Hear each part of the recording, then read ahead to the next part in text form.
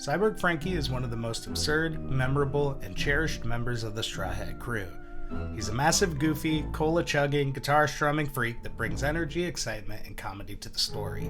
While he isn't my number one Straw Hat, I think his origins, his role in the grander scheme of the One Piece world, and the moral quandary that his existence creates are not only extremely interesting, but under-discussed in the overall online discourse about One Piece. I've seen plenty of Reddit posts and YouTube shorts about how Franky's visual inspiration seems to be Jim Carrey's character Ace Ventura. We see similarities in the fashion choices that Franky makes, in some of Franky's haircuts throughout the story, and even in the overall air of zaniness that Franky, especially pre-timeskip, brought to his scenes. While I don't necessarily think this was intentional, I definitely understand how this comes across to a Western reader. Another prominent comparison that I saw when I started digging around while writing this script is between Popeye and Franky. This boils down to three things. They've got hulking forearms, they've got a reliance on packaged food stuff to sustain or enhance their combat abilities, and both have a proclivity for behaving in ways that, in their time and cultural context, would be treated as perverted or weird. Again, I don't necessarily buy this as much more than a handful of surface level similarities, but I do think there is some weight to that third point. I think it's fun to imagine Oda sitting at home in the mid-90s, channel surfing and coming across Ace Ventura, stopping what he's doing and speeding to the studio to draw Franky. But these inspirations are, to my knowledge, speculation at best. And if we're just throwing them out there anyway, I can't overlook the similarities between our boy Franky and the Phantom Troop's own Franklin Bordeaux from Hunter x Hunter. They're both beefcakes with a patchwork Goliath aesthetic and machine guns in their hand.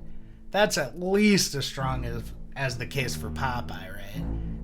Well, either way, I can't definitively say these aren't the true source for Oda's inspiration for Franky, and honestly, I'm much less interested in the visual inspiration that Oda drew on than I am the thematic. So, with all of that table setting out of the way, you might be wondering, so what? What's the point here, anime enjoyer? And my point is this. I think Franky's inspiration was penned in the summer of 1816, in a cottage resting on the banks of Lake Geneva. Mary Shelley's Frankenstein provides us with a blueprint to understand more about Franky's origins, his function in the One Piece world at large, and some of the overarching moral themes presented and explored by Oda through Franky, one of the most ridiculous character vehicles in literature. Mary Shelley's Frankenstein, or A Modern Prometheus, is the quintessential gothic horror novel. It tells the story of an anguished scientist, Victor Frankenstein, who commits the ultimate taboo, attempting human transmutation. Kind of. He created a fleshy golem stitched together with stolen parts, and, to his horror, the product of his twisted experimentation is alive. The novel follows the interconnected journeys of Dr. Frankenstein and the monster he made. Without getting too lost in the weeds, the key details of the story are as follows. Dr. Frankenstein, a begrieved scientist, creates a living abomination. He turns his back at the sight of the monster and rejects its existence. Initially, Frankenstein tries to pretend it didn't happen and carry on business as usual, but the monster, driven by an innate sense of longing and loneliness, ventures out to learn why he was made and what his place in the world should be. The monster encounters a few different people in the world, to mixed results. Eventually, the monster, left to its own devices, both accidentally and intentionally kills innocent people. Dr. Frankenstein realizes he goofed and sets out on a dog sled to make it right. Now, if you're not familiar with the story of Frankenstein, you'll notice there's a lot missing there, several characters, several pieces of information. Actually, go out and read that if you haven't read Frankenstein. It's a classic piece of Western literature for a reason, and my 90-second TLDR, that's never going to do it justice. I'm not going to be able to tell you, everything worth knowing from that novel, so go check that out. Alright? But, as it ties back into One Piece, I think that the most outstanding pieces of information are twofold. So in One Piece, Franky, Caesar, Dr. Vegapunk, the world government, the Ancient Kingdom, they're all Dr. Frankenstein. They've created quote-unquote monsters whose ripples are felt all throughout the modern world of the Blue Planet. Point number 2, the Battle Frankies, the ancient weapon, and Franky himself are also the monster. Are they inherently good or bad? Tom would probably say neither, and I'm inclined to think that Vegapunk would too. Cutty Flam is a young boy living with Tom's workers in Water 7. Tom's workers consist of Tom, obviously, as well as Kokoro, Iceberg, and the big dog Yokozuna. They struggle and toil together under Tom's banner, building ships and ultimately striving toward Tom's life dream of creating a sea train to connect Water 7 to other nearby islands. Cutty is a bit of a hot-headed inventor, with countless ideas for all types of machines he calls Battle Frankies. The Battle Frankies become a source of contention between Cutty and Iceberg, and Iceberg believes that making weapons that can be used to hurt people is wrong. This friction is a defining characteristic of Cutty and Iceberg's relationship, and represents a challenging, real question to wrestle with. Is an invention inherently good or bad? Is the person who made something used to cause harm responsible for that harm? Does that make them bad? Tom himself was a legendary shipwright, and a man responsible for constructing the Oro Jackson, Gold Roger's ship that conquered the Grand Line. Tom's philosophy is simple. Whatever you do, do it with a Don. Stick by your choices and say it with your chest.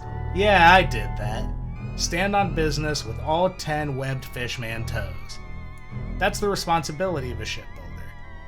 Tom's story is a tragic tale of governmental conspiracy, treachery, and making a sacrifice to protect the people you cherish. He is a kind, talented, and extremely memorable mentor figure in the OnePiece world, underscored by his presence as one of the earliest positive depictions of a fishman character in the story. For our purposes as the audience, Tom is mostly relegated to serving as the tragic backdrop to Cutty Flam's transition into the Franky we all know and love today. But the values he instills into Franky, even at the end of his time in the story, are central to our conversation today. So next, this dude named Spandam and an intelligence organization known as Cypherpool breathing down Tom's neck about the hidden blueprints for a destructive weapon called Pluton, which they learned that Tom possesses. After attempting to confront Tom directly to no avail, Spandam hatches the scheme to trump up criminal charges against Tom for his role in aiding Goldie Roger, the infamous villainous pirate. When Tom faces trial for this, he does not apologize for the ship he built. True to himself, he proclaims his responsibility with a Don, but Tom isn't a fool. He has a dream, and he knows that the people need his sea train, so he brokers a deal with the judge, stay as execution, and in exchange, Tom's workers will build the sea train. Tom's workers get back at it, make progress on the project, and share some wholesome, heartwarming shonen backstory moments along the way.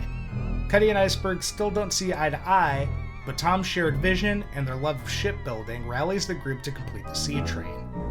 In the interim, Spandam is back with a plan to launch an attack on the citizens of Water 7 using stolen Battle Frankies to frame Tom for the attack and force him into obedience. Spandam is successful, but Cutty attacks Spandam, earning himself a criminal sentence as well. Tom then uses the get-out-of-jail-free card he earned by building the sea train to excuse Cutty for his crimes, and he is whisked away to jail, never to be seen again. Even this moment in the flashback is reminiscent of Frankenstein. In the novel, Victor's brother, William, is taken out by Frankenstein's monster. Before this, a girl who was adopted into the family named Justine is wrongfully convicted and eliminated as a result of the tragedy. Victor feels guilt, blames himself for setting the monster into motion, and falls further into anguish. To me, the conclusion of Tom's time in One Piece runs directly in parallel to that moment. The conflict that Spandam manufactures by framing Tom with the Battle Frankies creates a very interesting question of blame. Whose fault is it that the courtship was attacked and Tom was ultimately sentenced to death? In the same way that Shelley asks us to grapple with the questions of agency, responsibility, and guilt when, for example, the monster accidentally destroys William Frankenstein. To me, the ethical paradigm is identical, and I think that's on purpose. During Franky's flashback, Iceberg blames Cutty for what happened to Tom, and Tom would point that blame at Spandam. Spandam erroneously blames Tom, and the court sadly takes this stance too. Cuddy is torn up by the guilt this dilemma creates, just like Victor Frankenstein. He loses his composure, just like Victor Frankenstein, and ultimately goes one-on-one with a moving train, which is a little different from Victor Frankenstein. And this ends Cuddy Flam's short, super life. But don't worry, he's 6 million berry mans himself in a landfill and comes back even more super than ever.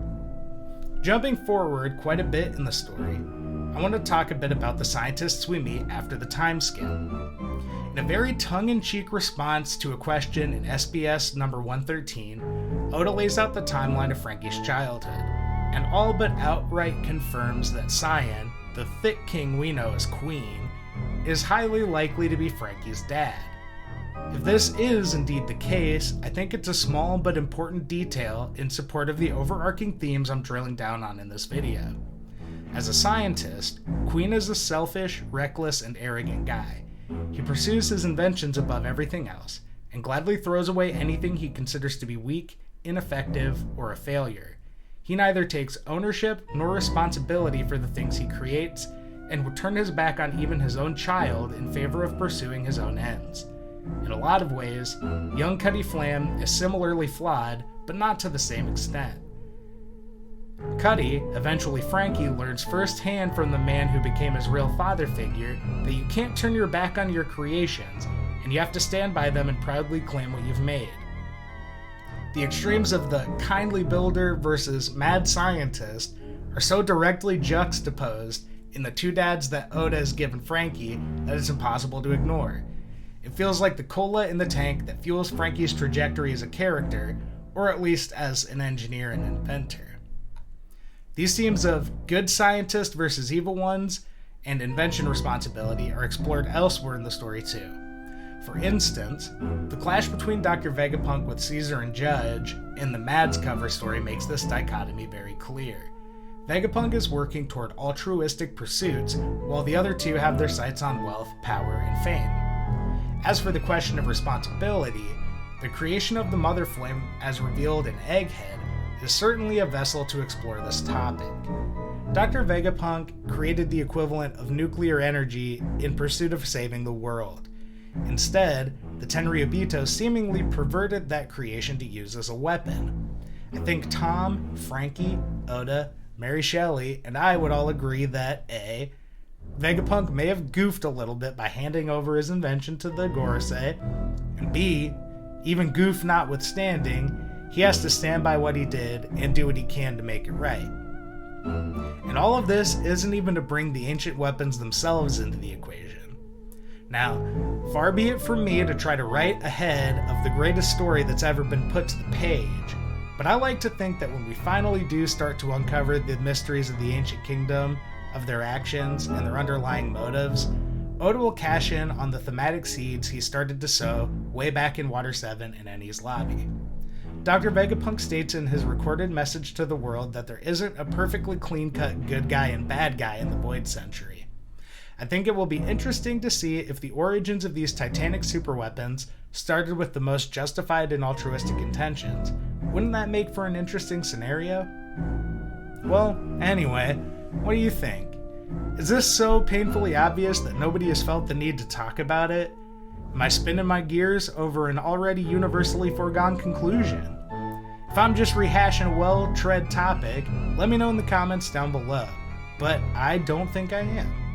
At the very least, I feel like there should have been more Reddit threads on the subject, and I didn't find them out there. And if this isn't old news, why does it matter? Who cares? My answer to you is this. I care, and I think maybe you should too. When we put down our OnePiece tankobons, or close out of a teching video, we step back into a real world with real problems. The imperative presented and grappled with by Franky as a character is one that feels especially prescient in a time where things like global geopolitical imbalance, potential nuclear warfare, and unrest seem ever present in the news cycle and our doom scrolling. These are questions we need to come to grips with and demand our leadership to come to grips with too. Now, not to quote-unquote find people on both sides, the topics I alluded to earlier in this video, but Dr. Vegapunk's message to the world is very specific not to take a dogmatic stance about the warring factions during the Void Century. I hope this is colored by the same questions I've presented to you all today. I can't imagine that the founding families will be positioned as purely kind, noble, and benevolent leaders, and I don't want to root for the oppressors. But I do like the idea that the utilitarian dictatorship gripping the modern One Piece world was born from something that we can at least wrap our heads around. Like I said, that's not for me to decide, so we'll have to wait and see together.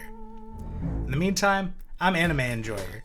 Please don't forget to drop a like, tell me your thoughts in the comments, maybe even consider hitting that subscribe button. Obviously, this is a new channel, so that stuff will go a long way with helping me to grow and to connect with more nerds about topics like this one. Like I said, thank you so much for watching from the bottom of my heart. Hope you have a super day, and I'll see you in the next one. Thank you.